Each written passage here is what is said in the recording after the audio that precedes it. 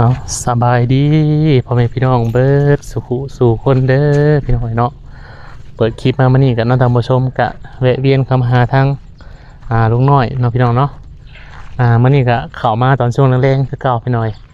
พอดีบ่ค่อยเจอตัวเพิ่นเนาะท่านผู้ชมไปเฮ็ดเวียกว่าซั่นเนาะไปเฮ็ดเวียกอยู่พุ่นแหละอยู่หนองเต่าบ่ที่ก็เลยบ่ได้คอยเข้ามาพี่น้อยพอดีมาแล้วก็บ่เจอแล้วมีแต่4 โมง 5 โมงเลิกเวียกเนาะวันนี้ก็เลยเพิ่นหยุดบริวารได้ใดก็เลยสิเข้ามาอัปเดตก่อนเป็นจังไดเนาะหลังจากเรียกปีใหม่ปีนั่นประดินไปเที่ยวใช่ป้ามันยังได้บัดเนี่ยลงมาให้กินอยู่พี่บ่บัดนี้ลงมานอนอยู่หลุมเลยได้บ่สบายดีเด้อเฮ็ดกินยังก็หอมแท้นี่ข้าวเปียกแล้วก็ต้มปิ้งปลาให้ป้าเจ้าแล้วขัวหมูไปกินเช้าอันนี้ไม่เลยมียังลงมานอนนี่แหละลงสบายดีใช่ๆคือบ่ได้บอกเฮามันบ่เพียงพอเลยมีแต่ขอบเพิ่นอยู่เทิงแล้วก็อยู่ดินนี่ก็แล้วเจ้าแต่งขึ้นเองแล้วบ่แต่งมื้อค่ำนึงวันศุกร์เดือน6ออกมาค่ำนึงมีภายในใช่มั้ยบ่มีขึ้นตัวเองนี่แหละมัน2 คนเลยโดยเพราะอยากมีอันนี้ให้หมู่กินอยากบอกดูพุ่นแหละมีมื้อหน้ามื้อไหนพุ่นแหละอยากบอกแล้วอ้ายหมู่บ่บอกเลยเนาะเจ้าก็ได้เนาะเด้ต้มข้าวเปียกชะมูนี่ต้มข้าวเปียกข้าวแม่นต้มข้าวเปียกชะมูนี่ซื้อหมูนี่50กับขัวนี่ไปกินให้เพิ่นอื่นอันนี้ขัวไปกินอบอันนี้อบโดยอันนี้ปิ้งปลามาแต่น้องเตาอันนี้เพิ่นให้ได้หน่อยแท้ปลาเอ้ากินแต่ว่านนี่เด้นี่นะเมื่อยกินแต่ปลาแล้วปิ้งกันแล้วบ่นี่นะปิ้งให้ป้าจานปลา2มื้อนี้แล้วกินปลาขึ้นอยู่แล้วเนาะโดยคำนึงวัดชุกหน่อยขึ้นอยู่ตอนเช้าบ่บอกบ่กล่าวเลยเนาะมันบ่มีใบทางจะบอกจะเกลียดอะไรเนี่ยเพิ่นกินกับข้าวเปียกต้มให้เพิ่นผักอะไรบัดนี้เนาะโดยโอ้เขามานอนแล้วพี่น้อยบอกว่าคันบอกเฮาก็สิมาถ่ายให้แม่เพิ่นเบิ่งนะผู้เพิ่นสอนเจ้าแล้วบอกกะมาบอกอยู่นี่ก็ได้มันเบิ่งไปตลาดก็ใกล้กาแพงตัว1แสนกว่าพุ่นบ่อยากขอบเพิ่นขึ้นเฮือนมีแต่งขนาดเลยใต้ทูบใต้เทียนขอบเพิ่นอยู่ทั้งลุ่มนี่แหละให้เบิ่งให้แย่งได้ทุกยากก็พันดีอยู่เลยพระเถเอ้ยพันมีแต่แนวงามได้พันเห็นรถงามแล้วก็เครื่องเก่าเครื่องแก้คนมาเบิ่งมาชมลายได้พันเด้งเลยพันมือขึ้นตะบิดแต่ละชมแต่มือพันว่าเขาว่าจะเอารถมาให้เด้อว่ะแต่ตัวแรกมาทิจะมาชงเพิ่นไปเลยผู้มาชงก็รถนะครับรถจ้างบ่รถยังรถเก๋งสีขาวเลยว่าตัวแรกสิมาชงเด้อใครเนาะพันดีอยู่พันคักอยู่เนาะโดย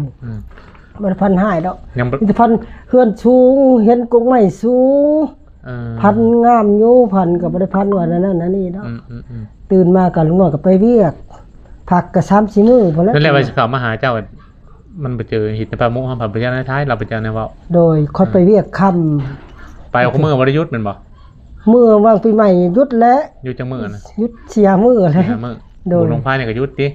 หยุดแล้วก็ซื้อซีนโลนึงมาให้เพิ่นกินได้เฮาก็หมดมื้อซื่นนี่บ่ได้ไปเฮนำเขาบ่เจ้าบ่ได้ไปแล้วมัน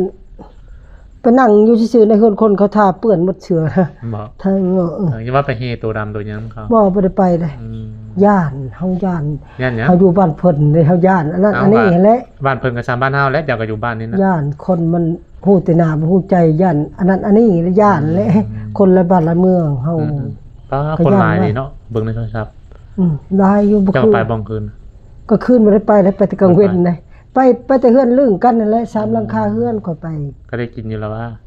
โอ้กินหลายแนวแล้วมีซีนแล้วก็มีปิ้งมีน้ำบ้านน้ำส้มแล้วเข้ามาไปแต่เฮือนฮู้จักกันนั่นแหละเฮือนผู้ใหญ่นั่นแหละ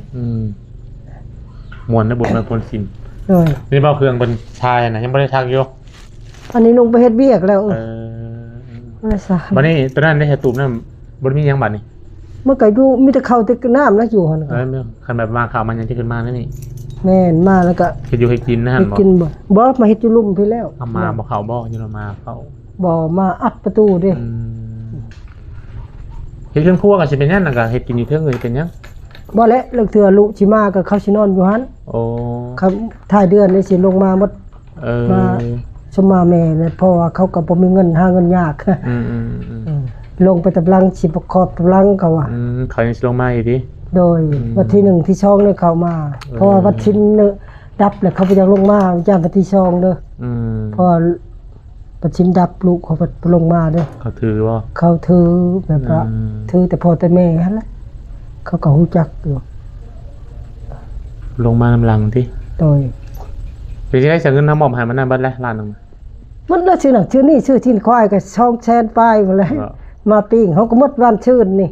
หมดปิ้งแน่หมดมื้อชื่นนี้จังได้ชื่อปลาเพิ่นให้แน่แล้วก็ชื่อแน่มื้อนี้ได้ไปบ่มื้อนี้นะเฮ็ดงานนะไปมาได้ครึ่งนึงเงินเส้นนึงไปตลาดนั่นนี่เส้นนึงโดยได้ครึ่งมื้อนึงน่ะมื้อนึง2เส้นบ่บัดนี้2เส้นแล้วเถือเส้น5เพิ่นให้เบียกบ่ลายเบียกบ่ลายแบบเลิกก่อนเวลาได้เนาะเลิกก่อนเวลาก็เพิ่นพาเลิกแล้วก็มาเพิ่นให้ว่าแบบวันบ่เต็มมื้ออันนี้แม่นบ่เต็มมื้อเพิ่นก็บ่ให้เต็มเวียกก็ยังลายอยู่บ่เวียกก็เทคัดกับเปื้อนนั่นแหละมื้อวานนี่ก็1งันตะนางอ้อมเพิ่นครัวหั่นก็ยังลายอยู่เวียกเนาะก็ยังได้กินดนอยู่ดอกฝนตกกับภาคเปียกมันในประเทศเอ้ยเปียกบ่เขาเช็ดมันแม่นเปียกแล้วเขาว่าคันโบกแล้วบ่เปียกเขาว่ามันเขาจะได้ช่องล้านโบกก็เปียกคือเก่าบ่มันน้ำบ่พระเขาเด้เพิ่นบ่าพะมีน่ะเปียกคือเก่าเปียกคือเก่าเปียกกว่านอกจากว่าเฮาทาสีบ่มันยังบ่นั่นคำว่าฝนมาแห้งก็เปียกและพลพระคันแบบนี้แห้งก็เปียกแล้วมันบ่มีแนวนั้นดิพระมันก็เปียกโดยหน้ามังเบิดเลยบ่มันแล้วมันพระพุ่งเข้ามาแล้วทั้งนั้นทั้งนี้เข้ามาทั้งนี้ก็เปียกทั้งนี้เป็นจังได๋ประตูสร้างยังบ่ได้มาท่าให้บ่เพิ่นก็เมาตลอดเพิ่นก็เข้าเวียกแน่บุญอันนั้นอันนี้เพิ่นบ่ได้อยู่นะเจ้าก็ท่าบ่เป็นบ่เจ้านะเป็นอยู่เบิ่งลูกเคยมาให้ลูกเคยท่าให้ก็ได้แล้วสิท่าบ่ย่านว่าเพิ่นท่าเป็นให้เพิ่นท่าเป็นเนาะเพิ่นท่ามันก็บ่ยากดอกอันสีนี่นะเขาย่านมันยากเขาก็ห้องเอาเจ้าก็บ่จุ่มหลายจุ่มมาปลายจุ่มๆหน่อยๆค่อยแล้วยังสิปะอยู่หั่นละเอาอันน้ำมันจักผสมใช่ฮะโดยมันจังมอนเอาไว้สิท่าให้มีเวลาว่าบ่ปกติเจ้าเลยเจ้าก็เมื่อยค่อยก็เมื่อยคือกันจังเถื่อมาค่ำในประเทศเวียกหลายดิซั่น6 โมงได้จังเถื่อกะเงินมากินมื้อได้มื้อบ่ได้เงินกะมื้อบุญก็ได้รับนำเพิ่นก็400,000ไปแล้วก็ไปซื้อซีนนี่เสียค่าไฟค่าน้ำนี่โดยบัดสร้างแล้วพัดบ่เฮ็ดบัดนี้มันน้อยเนาะโดยพอสร้างมันดีกระเทินเทอันนี้ก็เพิ่นสิได้600,000เทข้างหน้านี่เทนี่ละแล้วก็ก่อหมดชุดนี่ล้านห้าบางคนก็อยากได้นำบ่ก่อแต่นี่เทนี่กับวงกบล้านห้าอันสร้างพวกนี้บ่ผู้ใหม่อีกเอาก็ถือแท้พวกนี้จ้ะจักแล้วเพิ่นโอ้เพิ่นได้เฮือนเราก็บนเขาแปลงรถนั่นเด้เฮือนเพิ่นตนากกโพเฮือนก่อบ่แล้วดิเฮือนดิจีหมู่เองหมู่ลึงกันนี่แหละล้านห้าอะไรก็ได้นะแม่นก็ให้เพิ่นว่ากูเอามึงล้านห้ากูก็บ่มีเงินเพิ่นซอยก็ล้านห้าเพิ่นเอามันเลยจะบ่ถามแล้วแต่กี้โยตระเพิ่นค่าเวียกนี่สิ่งสิเพิ่นบอกว่าสมมุติว่าก่อในห้องนี่นั่นล้านห้าติเกาะล้านห้าเทพื้นพร้อมนี่เทพื้นเอาน้ำตัวล้านห้าเสียดายเนาะโดยเพิ่นจีก็ย่านได้อันนี้เฮือนเราก็มีดิจีสีแดงอันนี้อันนี้กกโพเนาะเฮือนเราอยู่บนเฮือนเราแล้วน่ะเราเลยเฮ็ดเองน่ะเราเฮ็ดกับเมียเราได้ก็งามอยู่เราเฮ็ดซั่นก็ได้ทั้ง2ห้องเด้เจ้าสำหรับอันหัวอันพวกนี้เอาถึงนะพวกนี้นี่ผู้ที่จ้างมันนี่3ล้านเนาะ3ล้านพอดีใช้วงกบนี่ก็พอดี3ล้าน6แสนแล้วบัดนี้พื้นเนาะเอาต่างหากบ่นั่นได้พื้นก็ไล่น้ำอยู่หั่นเลยแล้ว3ล้านอยู่หั่นแล้วเฮาก็ลืมเลยพอดีเบิดลายเติมได้นี่นะโดยคำว่าผู้นั้นบ่ค่าเวียกอ่ะทางผู้นั้นก็เท่านั้นได้เนาะแต่ว่าได้เงินมาแล้วบอกเด้อเฮาสิมาเฮ็ดให้โตใส่วงกบพร้อมเทพื้นนี่ล้านห้าแล้วว่าให้เราทาสียังจะว่าทาอยู่จ้ะเบิ่งบ่ได้สิร่มกับเราก็เว้าเล่าเลยโดยต่างหาต่างอย่างเลยแล้วว่าสิพอได้กินน้ำกินไหนเท้าเป็นไว้สิอย่าเห็นงามขโมยสิเด้อโดนละฮิตอยู่จ้ะเบิดแล้วเงินมื้อไหนติหมดแล้วจับอันนั้นวิทย์อันนี้เสียค่าอันนั้นอันนี้นี่เสียค่าน้ำค่าไฟมื้อนึงก็หมด100,000ปลาย110ปลายพันก็ซื้อยมซื้อยากินเจ็บท้องเจ็บไส้นี่แหละก็ใช้นี่มิกบ่ย่อยซื้ออาหารไก่เป็ดแน่ไก่ก็ใหญ่แล้วเด้โดย12ตัวใหญ่แล้วประเทศ เมื่อเงินแสนหนึ่งไปตลาดก็ได้เท่านั้นแหละนี่ หมู พั ที่ กยาหมูแล้วก็อันนั้นอันนี้มาแล้วใส่ น้ำเฮายังเหลือ4 เซนตอนนี้ โดย เงินที่มันเหลืออันจะเฮ็ดนี่แหละ โดย ว่าสิไว้จ้างอันท่าสิดูยาวและ2 เซนไปสร้างมันมาบัดนี้ติ อันให้คอยก็ได้คอยก็ไปบอกคนมาท่าก็ได้เงินคอย จะบอกผู้นี้ก็ได้ผู้ที่อันนี้นี่ ค่ำเนี่ยเพิ่นบ่มาดอก เมื่อใหม่หมดแล้วแต่เจ้าสะดวกคณะให้แล้วนะ ก็จ่ายเงินเจกกระพาก็คอยก็ถ้าสิแล้วก็ให้เพิ่นเพิ่นน่ะมักกินเหล้าเลยแต่ว่าเราเฮ็ดงามได้ถ้าพูดถึงเมียงามเราจบในกรุงเทพสิงชื่อเพิ่นมันค่าควายมันก็เรื่องนี้มันได้หลายเติบพูด1 500,000 500,000เขาก็ซอยแล้วมัน2,500,000 เจ้าเลย โดยมะม่วงก็ยังบ่ชุกบ่เท่เอ้ย จับดูเงินตัวเรือเด้อเด้อ โดยก็บ่ได้ถามนะจะให้ก็เอาได้อย่าให้ค่าประตูหั่นแหละ นั่นแหละจะว่าเงินมันเหลือเฮาเอามาให้เพราะว่าใช่แต่ตั้งแต่มื้อนั้นเพิ่นว่าเงินบ่พอมื้อนั้นน่ะมื้อเฮามาให้เจ้าน่ะจื้อเราบาทเท่าใด1 ล้านก็ ป้าว่าบ่ล้านนึง 1 ล้านก็17,000บ่ให้มื้อนั้นน่ะ บ่ล้านนึงละล่าได้ป้าเจ้าเอาให้ บ่แม่น1 ล้านก็17ปลายมันบ่17 14เลย แล้วมีป้ายบ่ก็ มีปลายมันหน่อยเดียว เขาก็มาคำมามืด เพราะว่าเฮายันลงแล้วเขาก็เลยเก็บตัวที่4 เซนนี่ไว้ โดย เขาก็เลยจ่ายปลายมันกับตัวล้านนึงมันไปเลย โดยเอาบ่เป็นหยังบ่เท่เอ้ยขอโทษ 3 เซน โดย สิเก็บไว้จ่ายได้บ่ ใช่ 4 เซนเบิดเงินนำเจ้าแล้วเฮาตัวที่แม่เราถากมาตอนนั้นเด้อถือว่าครบอันมันเหลือจากอันนั้นแหละนี่ว่าสิเข้ามาให้มันได้กับบ่ได้เข้าพี่น้อยมันเวลาบ่ตรงกันตัวนั่นแหละเฮาก็หากันแล้วเวีย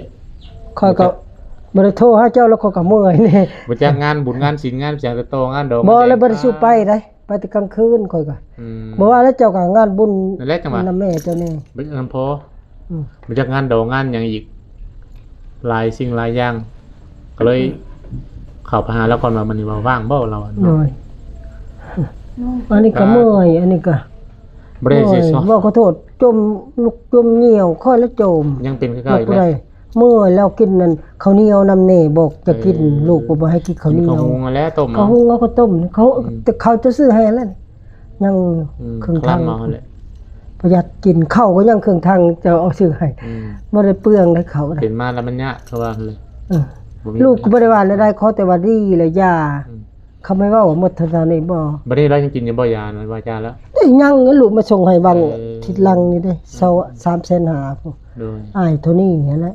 ลูกทางเวียงจันทน์พุ่นแหละซอยผู้นี้เป็นผู้มาส่ง โดย ก็ซื้อยาในห้านเพิ่นนั่นแหละบริติผู้นี้ก็มันได้กินได้เงินก็ยืนมาอยู่แล้วเถอะ50ปลาตัวนึงเถอะไก่ตัวนึงให้บ่รู้ชายมันรายจ่ายหลายน้องกับเพิ่นค่ารถ3ล้านมันค่าเฮียนเทอมมันต่อโยธาแล้วก็500,000ต่อเดือนเลยบ่เท่เอ้ยน้องชายจัง โดยสิได้แน่นอนบ่ได้บอกซ้ำขึ้นเรือน จักจะบอกได้ แต่ก็บอกเฮาก็สิซื้อมาอยู่ดอกผักขวัญเพราะหยังนำมันนี่มาตามเป็นพิธีพอ พุ่น เฮ็ แหละ ด มื้อหน้าพุ่นแหละ มื้อนั้นคืออยู่ชั่วคราวเนาะบ่เป็น มัน หยัง บ่ เนาะ งามมันบ่จะบอกกับมันทำไก่กับตัวนึง130,000พุ่นอย่าเอามาขอบพุ่นขอบคันหาแล้วก็จุดธูปจุด มีแต่คันหานะบ่จะเห็นนะ โดยแล้วก็เทียนนี่ก็ขอบเพิ่นนำตุลุ่มตารางนี่ได้ก็คนหลายมาเครื่องเก่าเครื่องใหม่นี่เอา หลั ให้ งจากจะขึ้นพันแล้วติ โดยพันนั้นก็งามมาแล้วพันในเก็บแวนนี่ก็แวนเก่ามันออกก็เลขตัวเก่าเลขกระปูอีละโกยบ่ได้ถึกแล้วบ่ได้ชื่อมันบ่ซื้อกี่เข็บ พันมันนี่ก็ซื้อลองเบิ่งมัน บ่ชื่อบ่หลายบ่มีเงินเด้อ ซื้อ หายาก นั่นแหละซ้ำพร้อม ซื้ออ เฮา ยู่ ซื้อไว้หั่นแหละ เลข6โตวก็ซื้ออยู่ก็ถึกกะโอ้ได้หลายเติบแล้ว มันถึกมากก็พอได้ใช้ แม่นแล้วเดือนพุ่นแล้ว ก็บ่ห้ามดอกว่าบ่ให้ซื้อเลขซื้อหยังแต่ว่า นี่ บ่ให้ซื้อเกิน พันหนึ่งนี่ก็400 ล้านบ่ทีเอ้ย สมมุติ6ตัวนี่ดิ โดยเขามันถึกหมดนะ ได้ฮอดแล้วเทือนได้ฮอดรถถ้ามันคันดวงดีนะความหมาย โยเฮ็ดอันนั้นอันนี้แหละเมื่อยไปรับจ้างนะเมื่อยบอกขอโทษเฮ็ดย่อปูนหยังมึงนี่กดตีก็ทับมือนี่ แม่นแหละ ปูนกัดนี่ก้อยมือหนึงช่องชอบเพิ่นเป็นผู้นั้นอันนี้ค่อยเป็นตักใส่ล้อไปให้เพิ่น วันนี้เฮาพัดอายุหลายมันไปเฮ็ดนั่นพัดบ่ไหวทาง เมื่ กา อย ยแล้วบ่ทีเอ้ย กินข้าวบ่แซ่บนอนบ่หลับ นอนมารับได้เงินใหม่ก็นอนมารับบ่คนนอนห้องใหม่ บ่หลับ ว่าเพิ่นดีใจเพิ่นว่า เออ คักแลว่ะ ฝนตกกับพยานเนาะวันนี้เนาะมีแต่ยันแต่มันต้องซึมเขาแล้วเนาะส่วนหลายทางได้เปียกนะ มันพามาทางนี้เปียกทางนี้ ทางไหนติ คำว่าทางนี้เปียกทางนี้ อืม พนมันล่มเด้ทั้งซี่ห้องน้ำมันนั่นต้อง แต่ก็ เปิดขึ้น แต่ก็บ่ได้หัวหรอวะ บ่ได้โหเลย อืม มีแต่พระซื่อ พยานมันก็สูดเอาแล้ว ๆอันนี้โหเพิ่นพุ่นนั้นลงโหเพิ่นพุ่นน่ะ ใช่ เพิ่นเอาขึ้นแล้วบ่เอาขึ้นแล้วเนาะ เอ้าเจ้าบ่ได้ต่อไพ่มานี่บ่แทนนี่ อันนี้ไผมันบ่มีเงินเขาจะได้เท่าไรแหละย้ายแต่พี่มาเพื่อน บ่ บ่ ต่อ แล้ว ไพ่นี่ได้บ่ได้ต่อบ่ บ่ใต้อยู่นี่มันก็หุ่งหมดเลย มันก็สิแจ้งบ่ใช่เฮาใน แจ้งอันแล้วเตือเขาก็หมดอีก เออ แจ้ง คือบ่ดึงเขารถสายบ่ถึงติ ผู้ละลุมาผู้ละ สายตอนนั้นไปใช้สักขึ้นยาวแต่สายได้ บ่ใส่ได้แต่นั้น อืม ลุมาผู้ละให้เขาคนคว้าให้ ซื้อตั้งมาใช่เลยต่อครับมันจะสบายมันแจ้ง น้องหม่อมก็สิมาลูกเคยก็สิมา อืม จักมื้อแหละ อืม ก็สิมา เยี่ยมเลย อย่าคล้องร้ายเขาฮะ อืมคลองแล้วเนาะกินหอดเนาะ น้องหม่อมก็ค่ารถก็ช่องล้านเดือนหนึงก็ อืม เสียแต่ละเดือนบ่ได้ขาดเด้อ โดย มื้อกินมื้อหนึงชาวพันนะน้องหม่อมจ้ะ เหมาะ กินกาแฟกฮะ อืม ต่อมื้อ ประหยัด มื้อหนึงชาวพันจะประหยัดได้เออ ดีแล้ว ห่วงกับบ่ทุกข์ มะม่วงนี่มาชุกประเทศจะเอาให้กัน ยังบ่สุกบ่ โดย ยังบ่เฮิมบ่ มันล่นน้ำแน่ได้เศร้าไปมากเพราะแล้วมันล่นน้ำแน่ได้ เออ เนี่ยนี่ยังประมาณ9 มาเดี๋ยวนี้ เสร็จอยู่มองๆนี่ หวานมันในหอ บ่ ม ดิบ นะ นี่นะมันดิบนี่สมบ่ ส้มนะกับอันนั้นน่ะมันกิน เบอร์เพิ่มมันยังคือส้มติ นี่ตัวมันแตกมาชิเมืองบ่ อืม นี่คอยมันล่นมันพ่นลม มันแก่แล้วบ่ล่ะ แก้แล้วแต่ว่าในมันก็แม่นยังบ่แก้บ่ได้ เอามาบ่เนาะโอรสานเป็นจังไดมันเสร็จอยู่ภาษาเนี่ยเมื่อปลูกบ่เลย บ่ให้อยู่ว่าแซนเพิ่นก็บ่เอา ตามเปอร์เซ็นต์นี่บ่ บ่มาแต่เฮิงเลยนะมาแต่ตะวิดพุ่นแหละ ทางบ่ได้แต่ไปกี่ฮู้ มาแต่เพิ่นเฮ็ดเฮือนให้พุ่นแหละ เออ นี่ดิ ไปอยู่นี่แล้วมันตกเตก ปาดบ่มา ปาดให้เพิ่นจานก็บ่มีจานเด้ เพิ่มเลยเนาะ อันนี้ผักบัวผักหอมมาเปิดให้เพิ่นเบิ่งซื่อๆถ้วยเพิ่นเปื้อนดอกเปื้อนประเทศเบิ่งซื่อๆผักหอมค่อยใส่ข้าวเปียกอันนี้มันเปื้อนดอก คิดไปนะแม่เงินมันจะเฮียได้ มันได้ขอบใจเพิ่นบ่ เข้าใจแน่เนาะ เบิ่งก่อนสิปาดอันนี้ให้เจะเบิ่งก่อนนี่คำมันสุกละหวานหอมมันได้หวานมันหอมเบาๆกินกะ อืม บ่ได้สมบ่ได้หยังมงผู้ใหญ่เพิ่นละซื้อให้นี่ มันเตกเนาะ อันนั้นมันแตกเด้มันอันนั้นเด้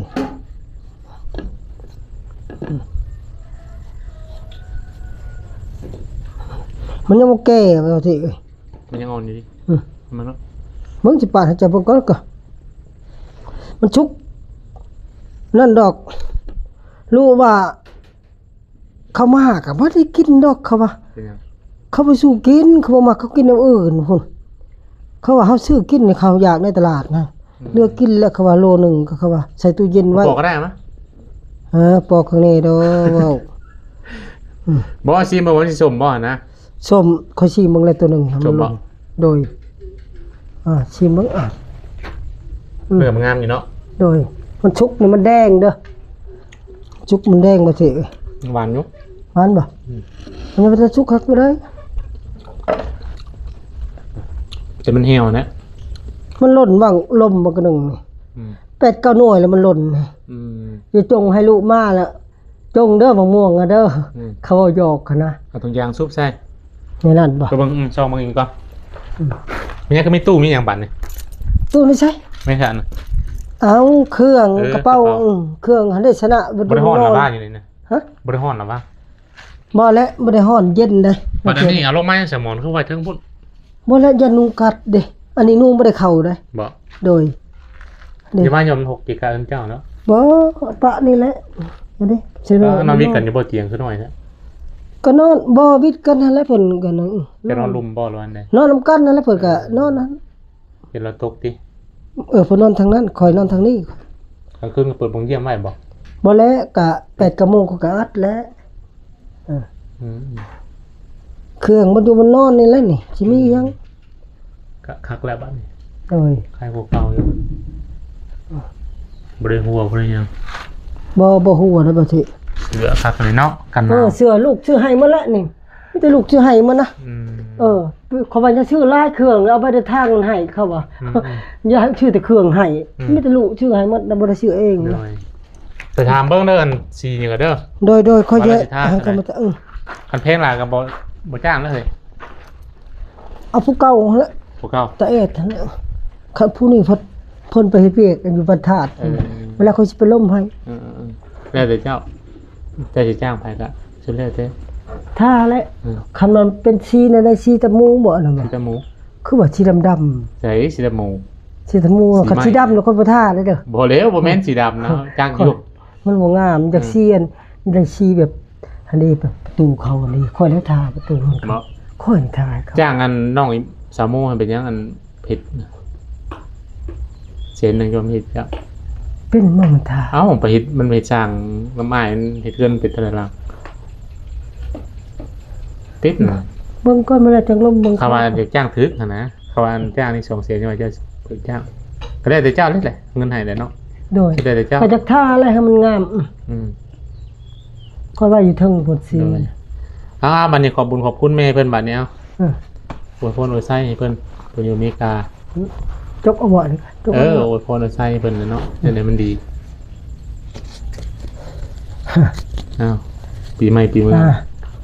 เด้อแม่เด้อขอบุญขอบคุณเด้อแม่ได้เฮ็ดเทือนให้อยู่ห้องหนึ่งก็ดีใจหลายพร้อมด้วยครอบครัวทั้งลูกเต้า ปีใหม่นี้ขอให้แม่อายุมันยืนหรือว่าพัฒนาสิ่งใดก็ให้ได้สิ่งนั้นไปนำรถนำเรือก็ให้ปลอดภัยสะดวกสบายนอนรับให้ได้เงินหมื่นตื่นให้ได้เงินแสนเด้อแม่เด้อให้กว้างให้ขวางน้อยเท่าบ่เท่ากับให้แม่คือเก่าอยู่ดีมีแฮงเด้อแม่เด้อดีใจหลายลูกกะบ่เฮ็ดคือเก่าแหละสาธุให้อายุเข้มแข็งเท่านี้เลยบ่เท่เอ้ย โดย ค่อยก็อยู่ลงหน้าลงหลังมาเว้ากะ ส่วนนี้เพิ่นก็ดีใจแหละ โดย สามบัดนี้สิได้กลับได้บัดนี้เด้อค่ำ โดย แล้วเฮาก็ได้สิได้เดินทางต่อพี่น้องเอ้ย